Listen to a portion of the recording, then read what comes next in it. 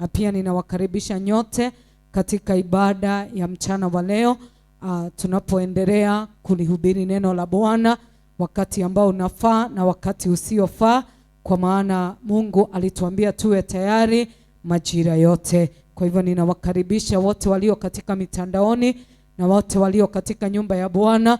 Wacha neno la Bwana likafanyike upya katika maisha yenyu, kwa maana maandiko inasema ya kwamba neno la Bwana kila wakati ni mpya na ni bichi. Wacha likafanyike bichi katika maisha yenyu, ili likapate kuwajenga na likawapate kuwatia nguvu, kwa maana neno la Mungu ni Mungu mwenyewe. Ni ujumbe wetu wa siku ya leo ni ya kwamba katika mambo yote tukaweze kumuegemea Mungu. Kwa maana ni vyema ujiulize, who are you depending on? Ni nani ambaye unategemea ama unaegemea katika safari yako ya imani? Kwa maana unakuta ya kwamba kuna mambo mengi ambayo tunaegemea, kuna vitu mingi ambavyo tumeegemea, lakini nimekuja kukuambia mchana wa leo, katika mambo yote na katika safari yako ya wokovu, ni vyema ukapate kumuegemea Mungu. Kwa maana Mungu wetu, yeye habadiliki, yeye hana mwanzo wala mwisho, yeye hana baba wala mama. Kwa hivyo nimekuja kukwambia kwamba it is good to depend on God. Kwa maana wanadamu wa saa hii wanaweza badilika dakika yoyote. Hata makanisa yanaweza badilika. Hata watu wenyu wanaweza badilika. Hakuna kitu ambacho kiliumbwa hakina kubadilika. Mungu peke yake ndio hana kubadilika. Kwa hivyo nimekuja kukutia nguvu, wewe ambaye hauna nguvu za kuendelea, wewe ambao unasikia ni kama kwamba utakata tamaa, nikwambia kwamba ni wakati wa kuinuka na kumuegemea Mungu. Kwa maana tukisoma maandiko katika Proverbs 3 verse 5, Mithali 3 mstari wa 5, ni maandiko ambayo inasema ya kwamba tusiegemee akili zetu, wacha tukamuegemee Mungu. Kwa maana mara mingi unakuta ya kwamba tunaegemea akili zetu, tunaegemea venye tunaona ni vyema, tunaegemea venye watu wanasema, lakini nimekuja kukwambia kwamba ni vyema kumuegemea Mungu. Mithali 3 mstari wa 5, Proverbs 3 verse 5, ni maandiko ambayo inasema hivi, in Proverbs 3 verse 5, mtumainie Bwana kwa moyo wako wote, wala usiegemee akili zako mwenyewe. Kwa hivyo maandiko inatuambia kwamba tumtumainie Mungu. Kumtumainia Mungu ni kumaanisha kwamba nitamuegemea Mungu peke yake. Nitaegemea, unajua kuegemea ni kumaanisha kwamba kuna kitu ambacho pengine umejiekelea juu yake. Na ni vyema wakapendwa, katika mambo yote wacha tuegemee Mungu. Tuache kuegemea akili zetu, tuache kuegemea elimu yetu, tuache kuegemea hata mali, tuache kuegemea hata vitu ambavyo tulivyo navyo. Wacha tumuegemee Mungu. Kwa maana tunapomuegemea Mungu, yeye ni mwaminifu siku zote. Kwa hivyo ni vyema katika mambo yote wacha tumuegemee Mungu. Kwa maana ukisoma in Judges ama Waamuzi 16 kuanzia mstari wa 20, ni maandiko ambayo yanaongea kuhusu Samsoni. Samsoni wakati moja alikuwa ameegemea Mungu, lakini katika mapito ambaye aliyapitia, alifika mahali akamuegemea mwanamke ambaye aliitwa Delaila. Na wakati alimuegemea, kuna mambo ambayo yalifanyika, lakini ninamshukuru Mungu kwa sababu alifika mahali akajua ya kwamba hata kwa nguvu kidogo ambayo nimebakisha, mimi nitamuegemea Mungu. Kwa maana kulikuwa pira ambayo ilikuwa mahali ambapo alikuwa amewekwa, naye hii pira mimi naamini kwa moyo wangu ya kwamba ilikuwa ni Mungu aliye juu. Kwa maana maandiko inasema hivi, kisha akasema Samsoni, Wafilisti wananikujia. Wakaamuka katika usingizi wake wakasema, nitakwenda nje kama siku nyingine na kujionyesha, lakini hukujua ya kuwa Bwana amemwacha. Mstari wa 21, Kuna wakati ambao unasikia kama mwanadamu ama muaminio ni kama kwamba Mungu amekuacha, lakini nimekuja kukuambia kwamba Mungu wetu hajakuacha, ako pamoja na wewe. Ni vyema uendelee kumuegemea, kwa maana ukiendelea kusoma inasema hivi: Wafilisti wakamkamata, wakamng'oa macho, wakateremuka naye mpaka Gaza, wakamfunga kwa vifungo vya shamba, naye alikuwa akisaga ngano katika gereza. Kwa hivyo wapendwa, mambo yako inaweza kuonekana ni kama kwamba imeteremuka imeteremuka chini sana, hata inaweza onekana ni kama kwamba imeng'ooka katika maisha yako. Tuendelee kusoma katika mstari wa 22. Lakini zile nywele za kichwa chake zikaanza kukua tena baada ya kunyolewa kwake. Kwa hivyo nimekuja kukuambia kwamba wakati ambapo nguvu zetu wapendwa zinaonekana ni kama kwamba zimekuwa chache, wakati ambapo kunaonekana ni kama kwamba mambo yote ni kama kwamba inakulemea mrama, nimekuja kukuambia kwamba ni vyema uinue macho yako na upate kumuegemea Mungu. Kwa maana tunaona ya kwamba Samsoni nywele zake zikaanza kukua tena. Kwa sababu gani zilianza kukua tena? Kwa maana katika hii hali ambayo alikuwa anayapitia, alijua ya kwamba ni kama kwamba Mungu amemuacha, lakini akawa na matumaini, kwa maana alijua ya kwamba mimi nitaendelea kumuegemea Mungu. Kwa hivyo ndiposa nywele zake zikaanza kukua tena. Tukisoma katika mstari wa 23, kisha wakuu wa Filisti wakakusanyika ili kumtolea sadaka Dagoni mungu wao na kufurahi, maana walisema Mungu wetu ametia Samsoni adui wetu mikononi mwetu. Kwa hivyo kuna wakati ambapo hata unaweza kejeriwa, kwamba watu waanze kusema ya kwamba Mungu ambaye amemuamini hakuna kitu ambacho amemfanyia, lakini miungu ambayo sisi tumeiamini tutaiweza kuinua, kwa sababu tia ule ambaye amekuwa akimwamini Mungu mikononi mwetu. Kuna wakati ambapo unamtumikia Mungu na unaona ni kama kwamba hakika watu wanakukejeri huko nje, wanakuuliza ako wapi yule Mungu ambaye umemtegemea? Lakini nimekuja kukuambia kwamba endelea kumtegemea huyu Mungu, kwa maana kama venye nywele za Samsoni zilimea tena, hata wewe nywele yako itamea tena. Kwa maana ukiendelea kusoma katika mstari wa 24, ikawa mioyo yao iliposhangilia wakasema, muiteni Samsoni ili atufanyie mchezo. Basi wakamuita Samsoni, akatoka gerezani akacheza mbele yao kwa kuweka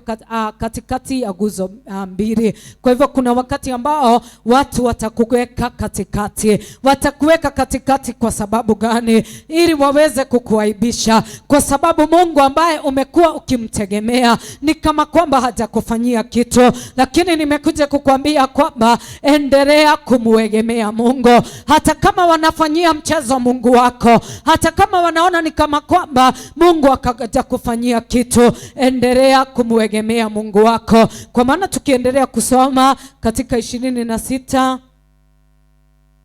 tuende katika 26. Samsoni akawaambia yule kijana amshike mkono, niache nipapase nguzo ambazo nyumba hii inazikaria nipate kuziegemea. Hapo ndipo Samsoni alifika, ya kwamba akaita kijana moja akamwambia, nishike mkono hadi unipeleke mahali ambapo nitashika nipate kuegemea. Wapendwa, pale ambapo tutapata kuegemea ni kwa Mungu peke yake. Kwa maana tunaona ya kwamba Samsoni alitafutiwa pira ambayo ilikuwa imeshikilia hiyo nyumba na akaweza kuiegemea. Nasi wapendwa, pira ambayo tutaishikilia ni Mungu wetu aliye juu mbinguni. Kwa maana wapendwa, tukimwegemea huu Mungu ambaye ni pira ambayo hitingizike, ni pira ambayo haiondolei, aibu itaondoka katika maisha yetu na tutaweza kuinuka tena na kuangaza. Kwa maana Mungu ambaye tumemwegemea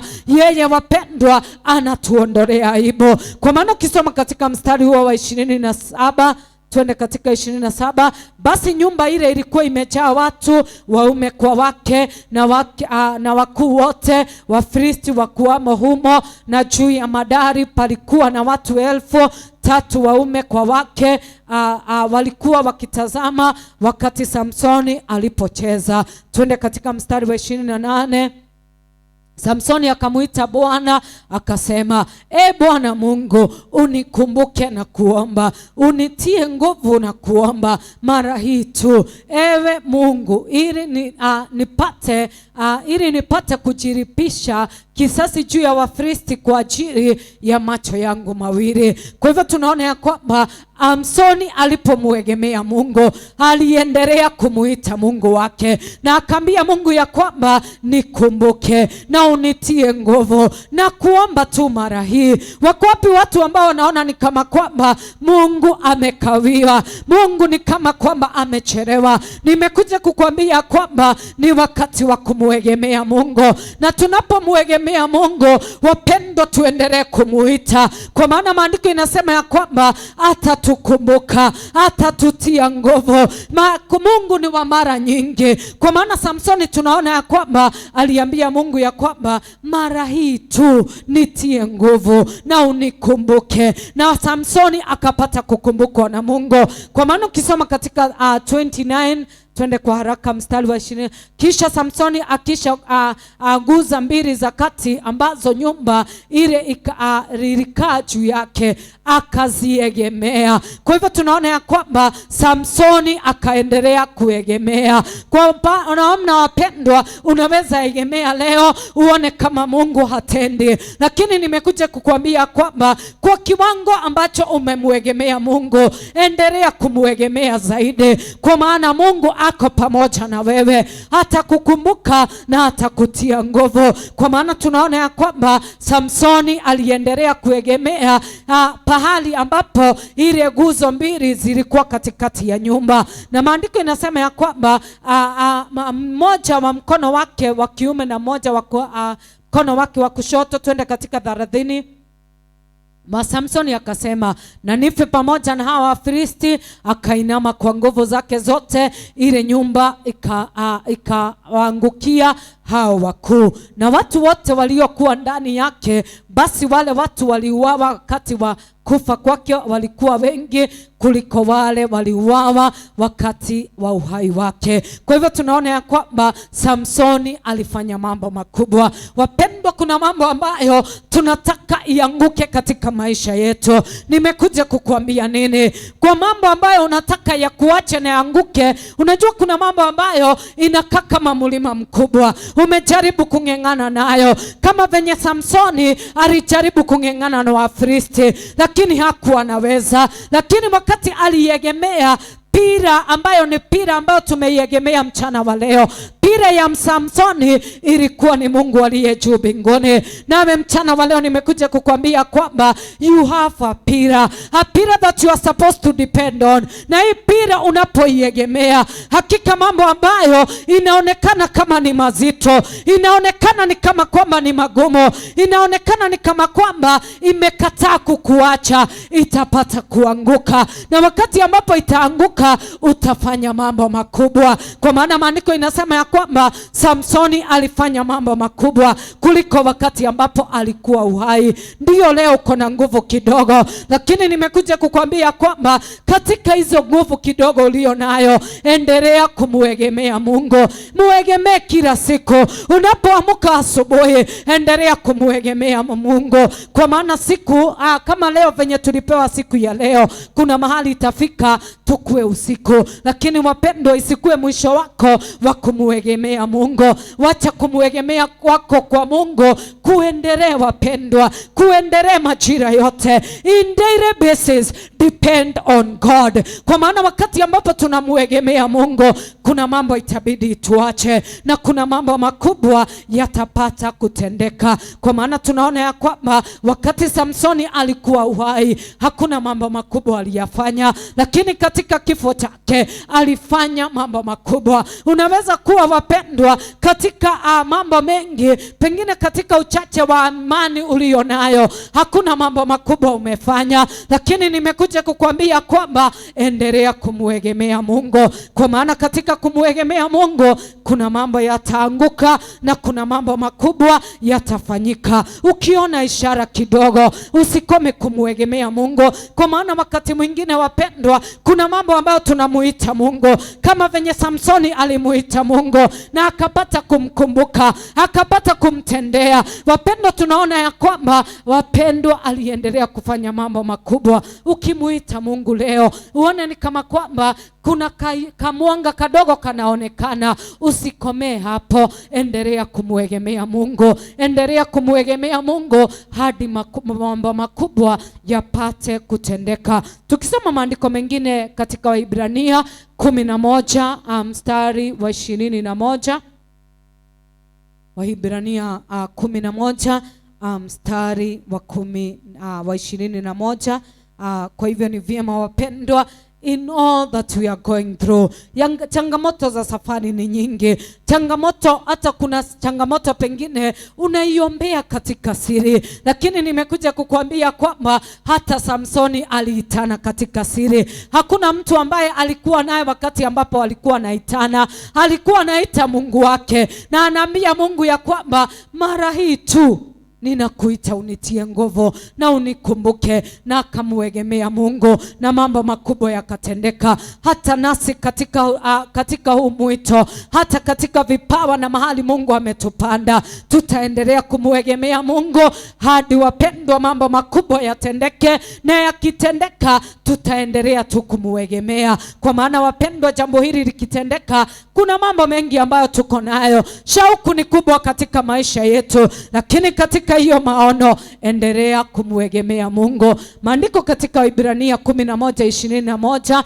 inasema hivi: kwa imani Yakobo alipokuwa katika kufa akambariki kila mmoja wana wa Yusufu, akaabudu akiegemea kichwa cha fimbo yake. Kichwa cha fimbo yake ni kumaanisha ya kwamba fimbo ambayo alikuwa ameiegemea, wapendwa, ni Mungu aliye juu mbinguni. Sijui ni fimbo gani umeegemea siku ya leo, lakini nimekuja kukuambia kwamba egemea fimbo ambayo ni Yesu Kristo. Kwa maana fimbo ni nyingi katika hii dunia, fimbo ni nyingi katika hii maisha, lakini I beg you in the mercies of God, egemea fimbo ambayo inaitwa Yesu Kristo. Kwa maana yeye hana mwanzo na yeye hana mwisho, yeye hana koma, yeye hana full stop. Kwa hivyo nimekuja kukuambia kwamba endelea kuegemea fimbo ambayo inaitwa Yesu Kristo. Kwa maana hata Musa, ukiangalia historia ya Musa, wakati alikuwa na fimbo ambayo ni Yesu Kristo, hapendwa, kuna mahali walifika hapakuwa na njia, na wakati aliweka hiyo fimbo chini pakapata njia. Kwa hivyo nimekuja kukuambia kwamba situegemee hii fimbo ambayo inaitwa Yesu Kristo, na ambapo hapana njia patapatikana njia. Kwa maana wapendwa, mambo mengi yametulemea. Hata wakati mwingine unaona ni kama kwamba yenyewe nimemtegemea Yesu, kwa nini hii na ile inanifanyikia? Lakini nimekuja kukuambia kwamba endelea kutembea na fimbo yako na uiegemee, kwa maana pasipo njia Yesu anatengeneza njia. Kwa sababu gani? Kwa sababu tumemwegemea yeye peke yake. Ukisoma katika Jeremiah 17, naenda kwa haraka kwa sababu ya masaa. Jeremiah 17 verse 7. Jeremiah 17 verse 7 inasema hivi: amebarikiwa mtu yule anayemtegemea Bwana, ambaye Bwana ndiyo tumaini lake. Kwa hivyo wapendwa, tuna baraka wakati ambapo tumemtegemea Bwana. Baraka zinaweza kuwa zionekani na hii macho ya kimwili, lakini nimekuja kukuambia kwamba kubarikiwa ni wewe ambaye umemwegemea Mungu. Kwa sababu gani? Kwa sababu Bwana ndiyo tumaini letu. Kwa hivyo wapendwa, sijamwegemea Mungu kwa sababu lingine lile, kwa sababu yeye peke yake ndiyo tumaini langu. Kwa hivyo nimekuja kukuambia kwamba wewe ni mtu ambaye amebarikiwa. Na ni kwa nini wewe ni mtu ambaye amebarikiwa? Kwa sababu kuanzia leo utamuegemea Mungu, na wakati umemuegemea Mungu, wakati tumehakikishiwa ya kwamba tumebarikiwa. Haina reverse ya kwamba wakati ambapo utamuegemea Mungu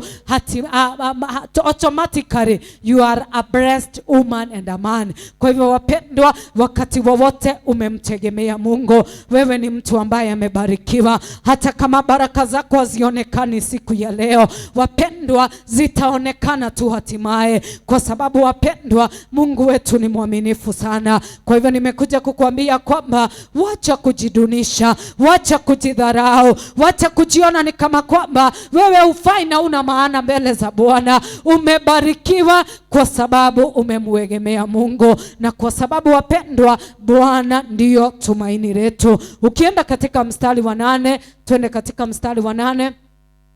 Maandiko inasema hivi, maana atakuwa kama mti uliopandwa kando ya maji. Kwa hivyo wewe ambaye umemuegemea Mungu, maandiko inasema ya kwamba utakuwa kama mti ambao umepandwa kando ya maji. Kwa hivyo wapendwa, tuko kama mti ambao umepandwa kando ya maji. Hata kama jangwa zitakuja, hata kama kiangazi kitakuja, wapendwa, tunapomuegemea Mungu, maandiko imesema ya kwamba tutakuwa kama mti uliopandwa kando ya maji, uenezayo mizizi yake karibu na mto. Hautaona hofu wakati wa hali ujapo. Kwa hivyo wapendwa, kwa sababu tunamuegemea Mungu, wakati mambo yanatokea ambayo inaleta hofu, sisi hatutaogopa. Hatutaogopa kwa sababu tumemuegemea Mungu. Kwa hivyo kuwa kama huu mti, kwa maana wapendwa, kukua kama huu mti ni umuegemee Mungu siku zote,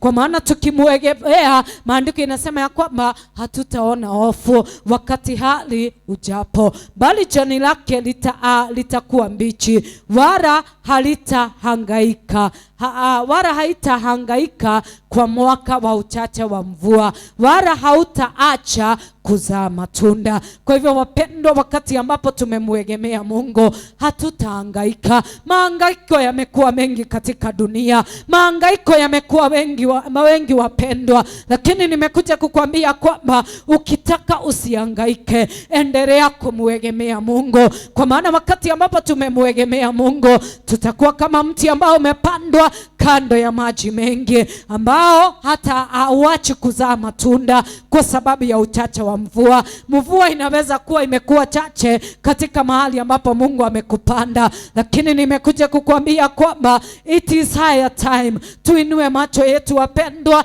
tuinue mioyo yetu na tumuegemee Mungu. Hata kama uchache unaonekana, hata kama upungufu unaonekana, wacha tumuegemee Mungu, kwa maana tukimuegemea Mungu hatutahangaika na tutaacha kuzaa matunda. Tukisoma, unajua kuna swali ambazo nilikuwa ninajiuliza. Kuna hatari kwa kutomuegemea Mungu, na hii hatari ni gani? Ukisoma in 2 Kings 7 verse 2, kwa hivyo wapendwa, tusipomuegemea Mungu, hatari ziko nyingi, na ni vizuri ujue kuepukana na hatari za kutomuegemea Mungu. Tutafanya nini wapendwa? Tutaendelea kumuegemea Mungu ili tuepukane na hatari. Tusome katika Wafalme wa Pili 7 mstari wa 2. Huyu ni akida moja aliambiwa ya kwamba wakati kama huu, wacha tusome 2 Kings 7 verse 2.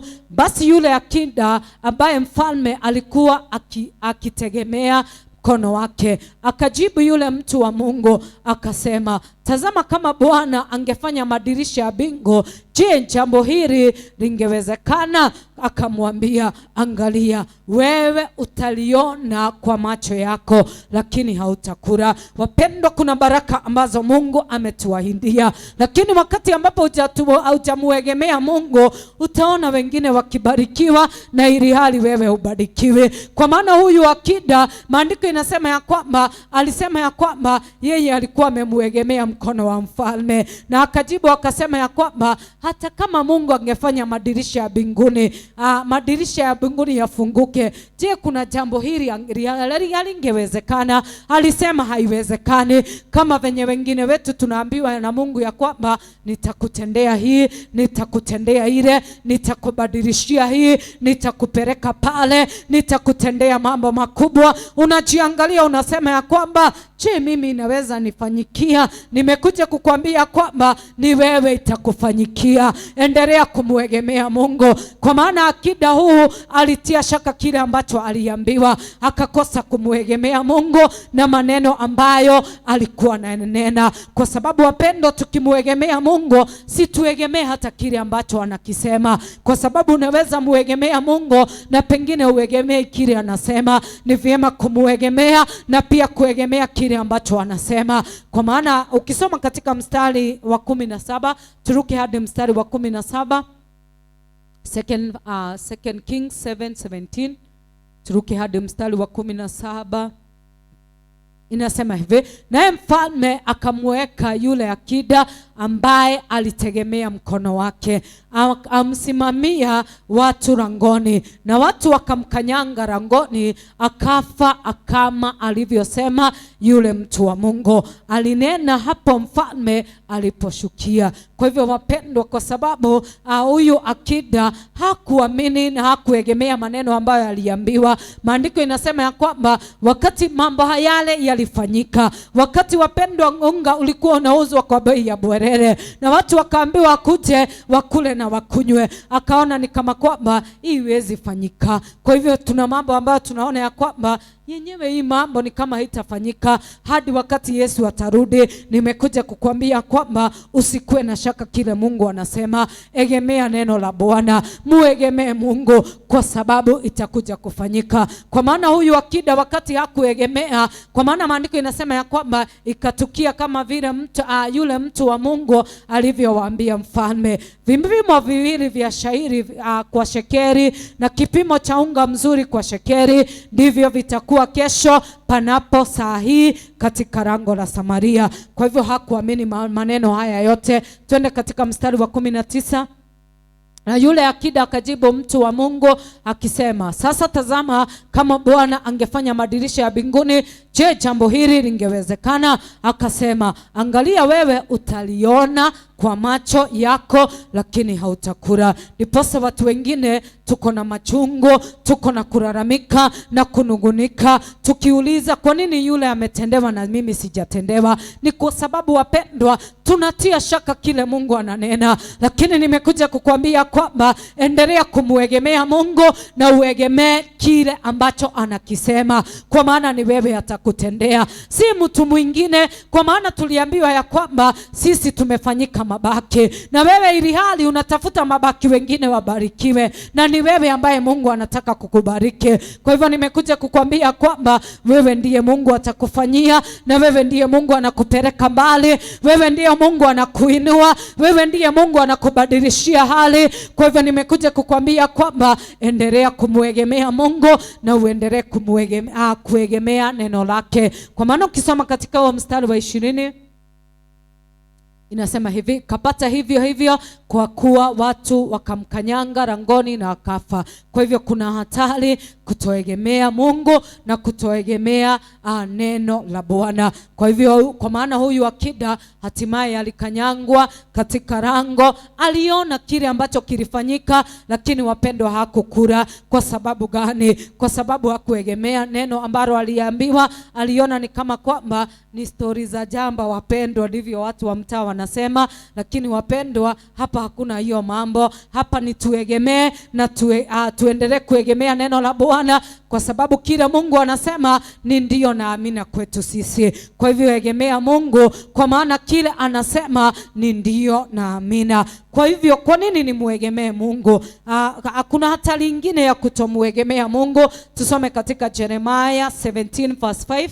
Jeremiah 17:5 ambayo inasema ya kwamba amelaaniwa ambaye anaegemea mkono wa mwanadamu. Kwa hivyo wapendwa, kuna laana ambazo zimeshuka katika maisha yetu. Kwa sababu gani? tumeegemea wanadamu. Maandiko inasema hivi, Bwana asema hivi, amelaaniwa mtu yule anayeegemeae mwanadamu. Amemfanya mwanadamu kuwa kinga yake na moyo wake amemwacha Bwana. Kwa hivyo wapendwa, amelaaniwa mtu yule ambaye amemuegemea mwanadamu na amefanya mwanadamu kuwa kinga yake. Sijui umefanya nini kuwa kinga yako mchana wa leo, lakini nimekuja kukuambia kwamba ni wakati wa kumuegemea Bwana ili tutoke katika hizi laana. Kwa maana maandiko imesema, unajua tunasemaga laana ni za wazazi, laana ni za mambo mengi, hata kuegemea wanadamu na vitu na watu, wapendwa, ni laana. Kwa hivyo ni vyema wacha tumuegemee Mungu. Kwa maana maandiko ukisoma katika huo mstari wa 6, twende katika mstari wa 6, Jeremiah 17 verse 6, inasema hivi, maana hapata kuwa kama fukara nyikani, kwa maana atakuwa kama fukara nyikani. Kwa hivyo wapendwa, kuna ufukara mwingine tuko nao katika maisha, tuko nao katika kiroho, kwa sababu tumewaegemea wanadamu. Kwa hivyo hatari ni gani ya kuegemea wanadamu? Hatari moja tukasema ya kwamba tunapokea laana. Hatari ya pili tumeambiwa ya kwamba kuna ufukara katika kuegemea wanadamu, na pia maandiko inasema ya kwamba hatutaona mema. Kwa hivyo wakati ambapo tumeegemea wanadamu hatutaona mema, bali tuakaa jangwani palipo na ukame. Kwa hivyo wapendwa, kuna jangwa ambazo tumekaa kwa sababu tumekosa kumuegemea Mungu, tumekosa kuegemea neno la Bwana. Ni wakati wapendwa wa kuinuka na kurejea katika makutano ya barabara tuweze kumuegemea Mungu, kwa maana tukimuegemea Mungu ufukara utaondoka. Tukimuegemea Mungu mema yatatufuata. Tukimuegemea Mungu wapendwa, tutatoka katika ukame. Na maandiko inasema ya kwamba katika nchi ya chumvi isiyokaliwa na watu. Kwa hivyo wapendwa, wakati ambapo tumeegemea wanadamu, wakati ambao tumeegemea vitu mingi, maandiko inasema ya kwamba tutakuwa kama chumvi isiyokalika na watu. Kwa hivyo wapendwa, wakati ambapo tumeegemea wanadamu, hata watu wengine hawataki kukaa karibu na sisi. Kwa sababu gani? Kwa sababu tumekuwa kama chumvi isiyokaliwa na watu. Na wapendwa, kwa nini tumuegemee Mungu? Twende katika Yohana 14 mstari wa 6. Kwa nini ni muegemee Mungu? Na muegemea Mungu kwa sababu yeye ndiyo njia, yeye ndiyo uzima na yeye ndiyo uhai. Kwa hivyo wapendwa, unamuegemea Mungu kwa sababu yeye ndiyo njia, yeye ndiyo uzima na yeye ndiyo kila kitu katika maisha yetu. Kwa hivyo wapendwa, kuna umuhimu katika kumuegemea Mungu, kwa sababu anasema nini? Yesu akawaambia, mimi ndimi njia na kweli na uzima. Wacha tutufikishe hapo ya kwamba tutamuegemea Mungu kwa sababu yeye ndiyo njia, yeye ndiyo ukweli na yeye ndiyo uzima. Ukitaka njia ya ukweli, wapendwa, muegemee Mungu. Ukitaka katika kuwa na uzima katika mahali ambapo hakuna uzima, muegemee Mungu. Kwa hivyo kwa nini ni muegemee Mungu? Na muegemea Mungu kwa sababu yeye ndiyo njia, yeye ndiyo kweli na yeye ndiyo uzima. Kwa nini tena ni muegemee Mungu? Twende katika Jeremiah 32 verse 27. Jeremiah 32 mstari wa 22. Na pia unamuegemea Mungu kwa sababu ukisoma katika 2 Corinthians 1:20, maandiko inasema ya kwamba the promises of God are yes and amen. Kwa nini nimuegemee Mungu? Kwa sababu ahadi zake ni ndio na amina kwangu. Kwa hivyo ahadi zote ambazo Mungu amekuaminia ni ndio na amina. Kwa hivyo endelea kumuegemea. Tuko katika Jeremiah 32 verse 27. Hiyo ni by the way tu, muegemee Mungu kwa sababu ahadi zake hazifunjiki milele, ni ndio na amina. Kwa nini ni muegemee Mungu? Kama mama, kama ndugu, kama dada, kama mzee, kama kijana, kwa nini ni muegemee Mungu? Na muegemea Mungu kwa sababu anasema hivi, tazama mimi ni Bwana Mungu wa wote wenye mwili. Je, kuna neno ngumu lolote nisiloliweza? Kwa hivyo na muegemea Mungu kwa sababu yeye ni Mungu wa wote wenye mwili. mwili, na hakuna neno lolote ambalo ni ngumu asiloliweza. Kwa hivyo mpendwa, mchana wa leo endelea kumuegemea Mungu, kwa maana anasema yeye ni Mungu wa wote wenye mwili, na anasema hakuna neno ngumu lolote asiloliweza. Kuna mambo ambayo tunaona ni ngumu, ya kwamba hii Mungu hawezi, na hii Mungu hawezi, hii Mungu hawezi kutatua. Nimekuja kukuambia kwamba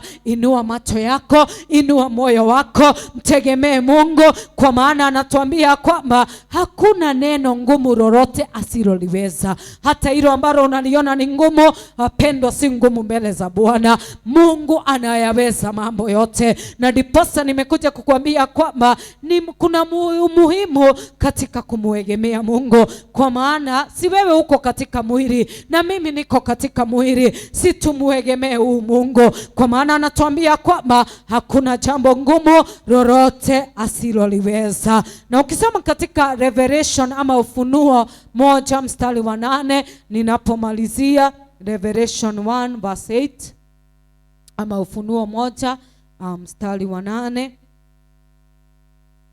Ufunuo 1 mstari wa 8 inasema hivi: kwa nini nimuegemee Mungu? Ni swali unajiuliza, na pia unaweza jiuliza kwa situation na mambo ambayo unapitia. Unaweza jiuliza, na kwa nini nimuegemee Mungu? Ya kwanza nimekuja kuambia kwamba muegemee Mungu kwa sababu yeye ndiyo njia, yeye ndiyo uzima, na yeye ndiyo kweli. Ya pili tukasema ya kwamba kwa nini tumuegemee Mungu? Kwa maana hakuna jambo ngumu asiloliweza. Yeye ni Mungu wa wote wenye mwili. Na kwa nini pia nimuegemee Mungu? Na muegemea Mungu kwa sababu mimi ni Alfa na Omega, mwanzo na mwisho, asema Bwana Mungu, aliyekuweko, aliyekuwako na atakaye kuja, Mwenyezi. Kwa hivyo kwa nini unamuegemea Mungu? Unamuegemea Mungu kwa sababu katika hiyo hali uliyoko, katika hayo mapito unayapitia, katika hiyo maisha unayoishi, katika wapendwa vyote ulivyo navyo,